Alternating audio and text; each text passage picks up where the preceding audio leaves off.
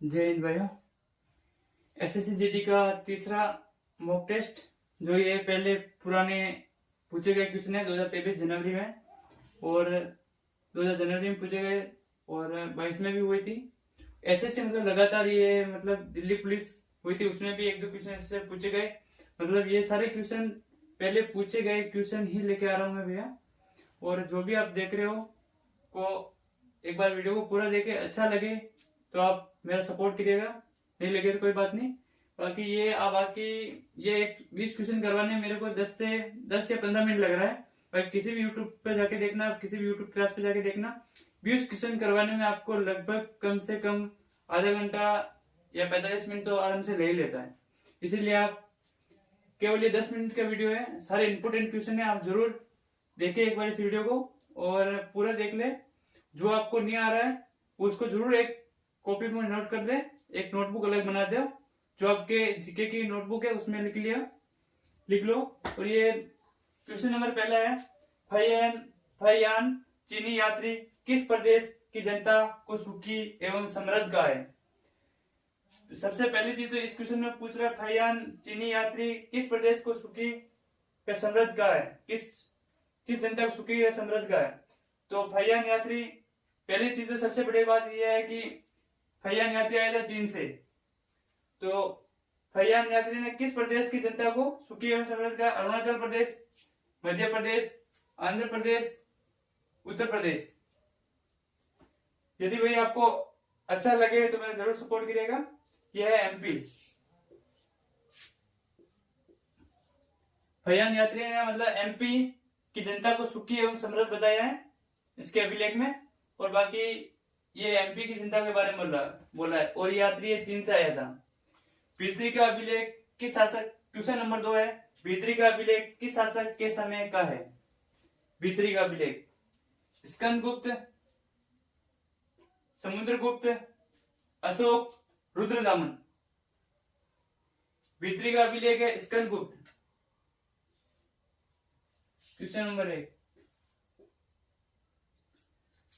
बुलंद दरवाजा का, क्वेश्चन नंबर 3, बुलंद दरवाजा का निर्माण अकबर ने किस विजय के उपलक्ष्य पर करवाया?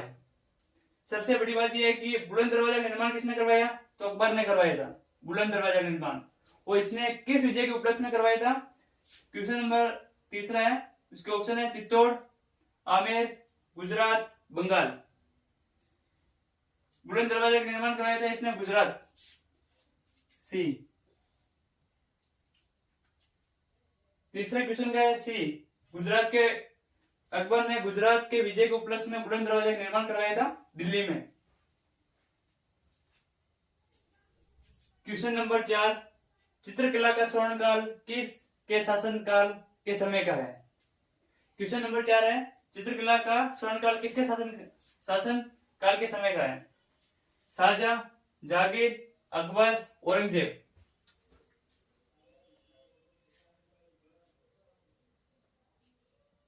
इसका है जहांगीर, बी। जहांगीर के शासनकाल के समय सबसे ज्यादा चित्रकला का स्वर्णकाल कहा जाता है।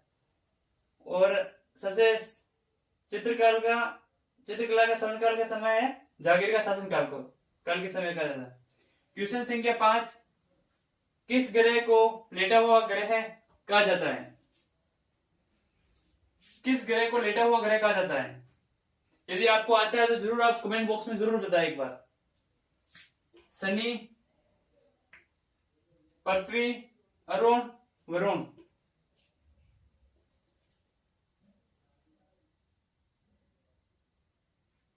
लेटा हुआ ग्रह कहा जाता है अरुण को, सी। और इसमें नीला ग्रह किसे कहा जाता है? पृथ्वी को। नीला ग्रह इसलिए कहा जाता है क्योंकि पानी है और इसको ऊपर से देखने पर ये सबसे ज्यादा मतलब पानी होने का नीली दिखाई देती है, इसीलिए पृथ्वी को नीला ग्रह कहा जाता है। और शनि वलय युक्त ग्रह है क्योंकि इसके चारों ओर वलय बनी हुई है, वलय युक्त ग्रह। क्वेश्चन संख्या 6, ऐसा कौन सा ग्रह है जिसका परिक्रमण काल सबसे ज्यादा है? ऐसा कौन सा ग्रह है जिसका परिक्रमण काल सबसे ज्यादा है? परिक्रमण काल का मतलब होता है कि सूर्य के चारों ओर चक्कर लगाने में किस ग्रह का समय सबसे ज्यादा लगता है। ये क्वेश्चन ये कहना चाह रहा है। वरुण, अरुण, शनि, बृहस्पति। परिक्रमण काल सबसे ज्यादा है वरुण का, ये नंबर। वरुण का क्यों है? क्योंकि कारण है कि ये सबसे दूरी पर स्थित है सूर्य के, और परिक्रमण काल लगाने के सबसे दूर दूर लगाएगा तो बड़ा दीर्घ वर्ताकार के रूप में चक्कर लगाता है, तो इसीलिए इसका समय ज्यादा लगता है वरुण का। और बृहस्पति आकार में सबसे बड़ा ग्रह है, बृहस्पति सबसे आकार में सबसे बड़ा ग्रह है बृहस्पति।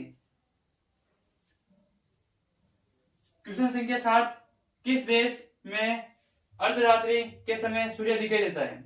ये क्वेश्चन ये कहना चाह रहा है कि रात्रि के समय, आधी रात के समय भी सूर्य दिखाई देता है, ऐसा कौन सा देश है?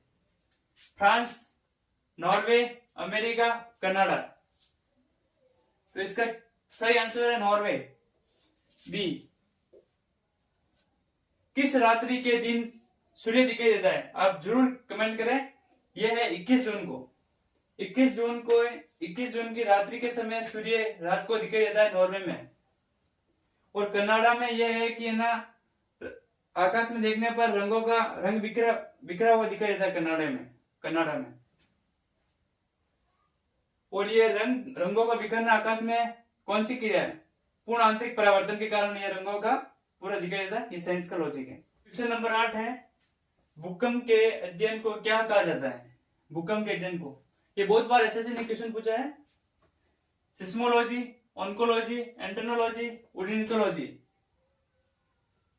भूकंप के अध्ययन को कहा जाता है सिस्मोलॉजी, ए।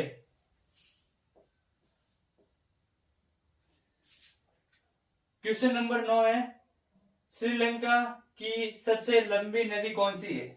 श्रीलंका की सबसे लंबी नदी, महावेली गंगा, गंडक नदी, कोसी नदी और मत नदी।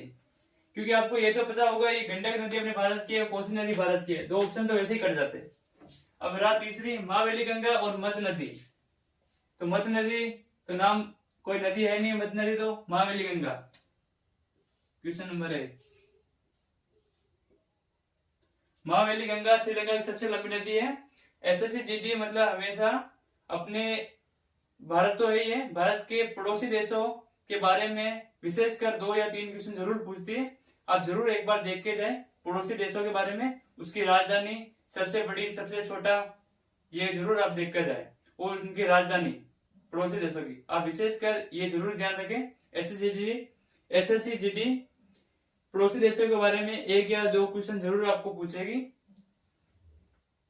यूरोप का खेल का मैदान किसे कहते हैं?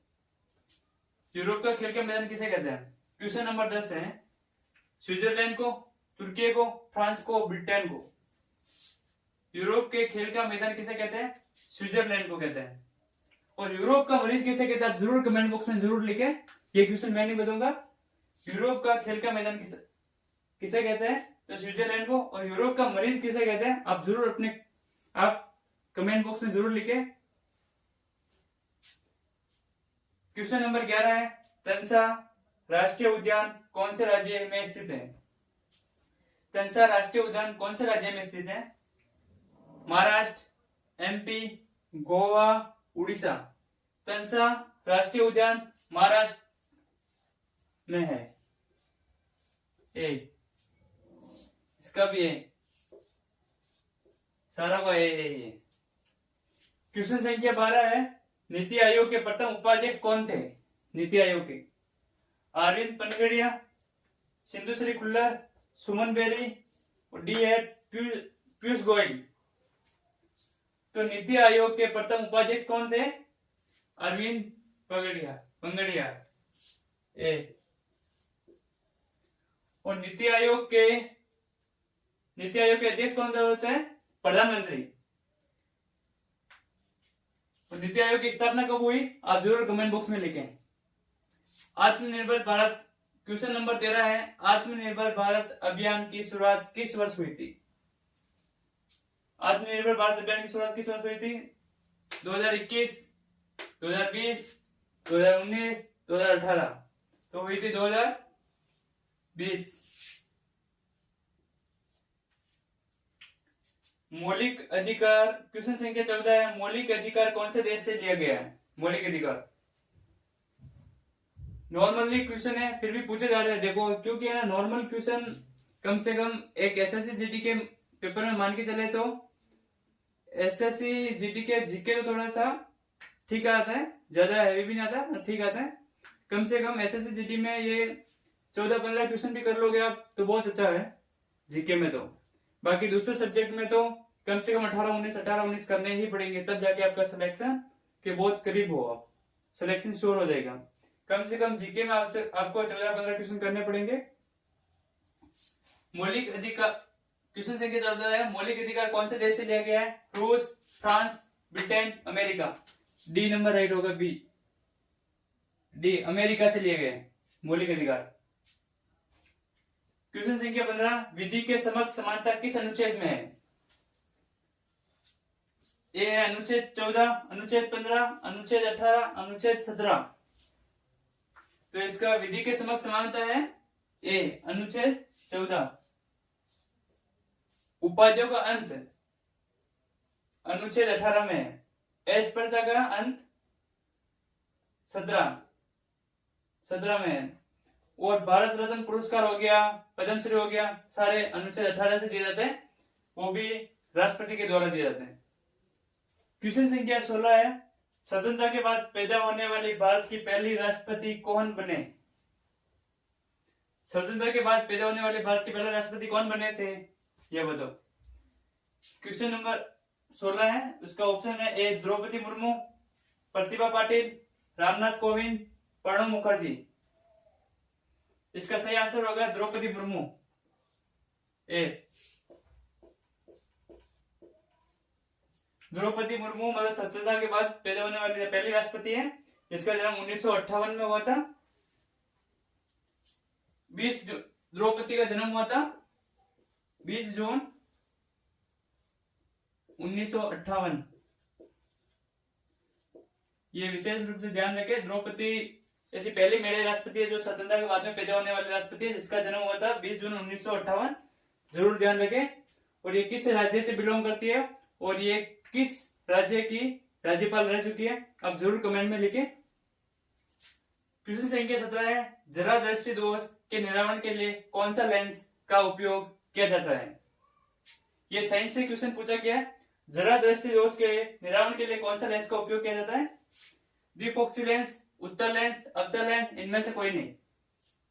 इसका आंसर होगा द्विफोक्सी लेंस। इसमें से दोनों लेंस पाए जाते हैं।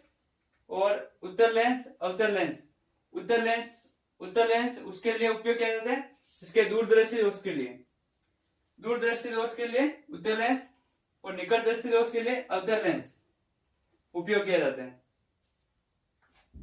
क्वेश्चन संख्या 18। गोवा का चर्च किस राज्य में स्थित है? ये इतना सरल क्वेश्चन है कि गोवा वैसे ही लिख रखा है तो गोवा में ही है।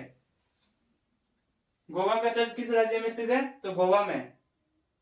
क्वेश्चन नंबर 19 है। ताजमहल का निर्माण किसने करवाया था? किसने करवाया? शाहजहां, जहांगीर, अकबर, बाबर। ताजमहल का निर्माण करवाया था शाहजहां ने।